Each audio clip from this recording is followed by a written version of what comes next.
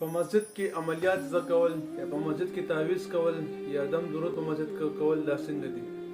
آیا دا جایز دي که جایز نه دي؟ بعضې کتابونو هم لیکلي دي دغه رنګې اشرف علي تانوي رحم الله په اشرف العملیات کتاب کې لیکلي دي چې کم کس په جمعات کې هغه عملیات زده کوي، مطلب وظایف کوي اور تعویضونه کوي، په دې باندې اجرت اخلي، د دنیا لپاره کوي، نو دا جایز نه دي په جمعات کې کول.